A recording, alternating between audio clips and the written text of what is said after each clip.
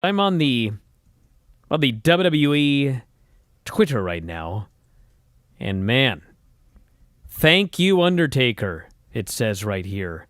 Thank you, Undertaker. And also Billy Kay tweeting about The Undertaker, and Peyton tweeting about The Undertaker. What's the one word that comes to mind when you think of The Undertaker? See where this is going, everybody? Mm-hmm. We'll talk about this more tomorrow. I did somewhat predict this a little while ago, where I thought this was going to end up. But you had a but 50-50 who knows on that. Who knows? Actually, no. I had like 5% if you watch the first 4 episodes. Oh, stop! Quite frankly, and even though the conclusion is what the conclusion is, I still could be wrong. Well, it's a ringed sport, whether it be what the hell? It's out, everybody. It's out. Yeah. He claims he's retired. And listen, I haven't watched it yet, okay? I have not watched episode 5 yet. I'm going to watch it today.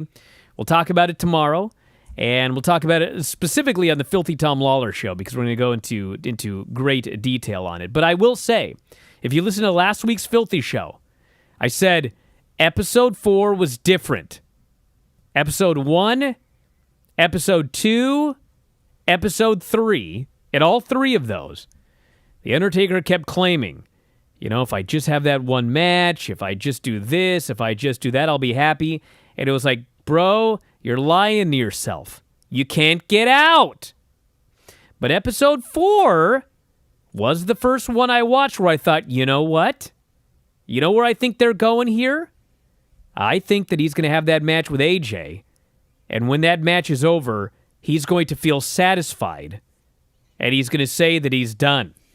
Remember we had this discussion, Mike? I said, hey, Mike, won't it be weird in 5 years if Undertaker's wrestling at WrestleMania and you can go on the network and there's a documentary called The Last Ride, and he's still out here wrestling, and you said, oh, well, there was a Michael Jordan or whatever last ride. Remember this? I remember this. Yeah, go ahead. Okay, well... Yeah. Well, it looks like the whole point of this last ride is because the conclusion is it was his last ride. Oh, yeah? He's done with that AJ Styles match. Now, will he be? Honestly, you cannot say that he's retired until he is legitimately in the grave. But the conclusion of the series is that he believes he is now satisfied. And if you're listening right now, Undertaker, let me tell you something. Are you listening to me? You're not, but if you are, listen. You made it very clear in that documentary that you should have retired when Shawn Michaels did. You said those words. Why? Because that match was great. And for years you told him afterwards, you got out at the right time. You remember this? I remember this. So now you believe that match with AJ Styles, which I and others, not these crazy people that thought the Firefly Funhouse was the best, but me and all the smart people said the Boneyard match was the best match on WrestleMania weekend. Now's your chance to back up your own words and walk away on a great one. We'll see what happens. You better hope he does that, because he may wait out that 15-year WWE contract that he has signed just to wait for your ass and beat you on a GCW show or a Defy show or something like that after you cut a promo on The Undertaker like that. And let me tell you something.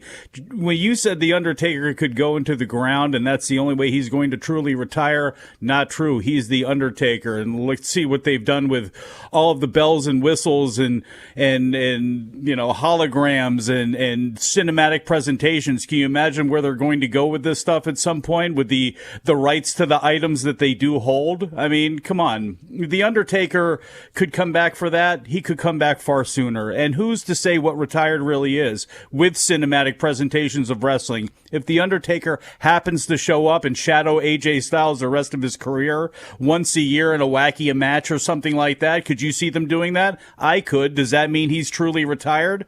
I don't know. What does it even mean to be retired in pro wrestling? Because much like boxing or MMA or whatever, people always come back. They cannot help themselves.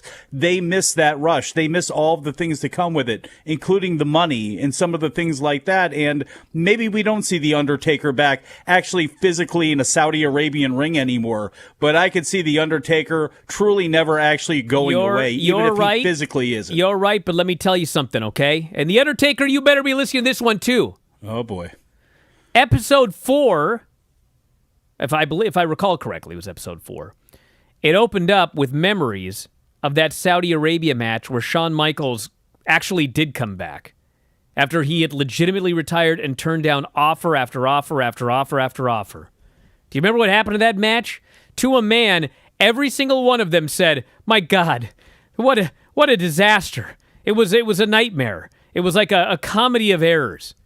So of all people, Undertaker should know. Shawn Michaels and all of them thought, going to be a night off. We're just coming back. It's just going to be DX versus the Brothers of Destruction. What could possibly be easier? Well, everyone nearly killed themselves in that match, and there were injuries, and it was a disaster. So of all people, the Undertaker should know, the guy that he kept saying, "Shawn, you made the right choice, you made the right choice, you made the right choice." Well, at some point, Shawn made the wrong choice. Undertaker should know not to make that same mistake. This person says, "Undertaker retired? I'll believe it when I see it." Well, watch the show tonight. That's what he says. And you know what? You know who else is retired? Me. But if I had the chance to wrestle The Undertaker, I would in fact come back to wrestle The Undertaker. That's the amount of respect I have for that man. Even though he is also retired, that's a man that I trust implicitly in the ring. I would have a match with him any day. Man, who do you trust more, him or Lance Storm? Well, quite frankly, probably Lance, because he's younger with significantly fewer injuries.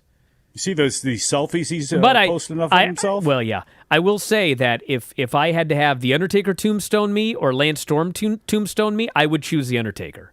Well, he's much taller, at least. All due respect. But I would have Lance super kick me before I would have The Undertaker super kick me. Well, yes, because The Undertaker known for his super kicks, yes. Person says, the last Ride finale was great, but there's no chance when fans are back in arenas and stadiums, Taker isn't at WrestleMania or a Saudi show. Well, I also predicted that no matter what happened, nobody was going to believe it if it ended up that he was retiring. And why would you? If you watched all 5 episodes, I watched 4 so far, and I find it incredibly hard to believe we'll never see the guy wrestle again. That was like the whole story of it, is he kept saying, "Oh, I'm satisfied. Oh, I got dragged back. Oh, I'm sad. Oh, I got dragged back again." We'll see. We'll see.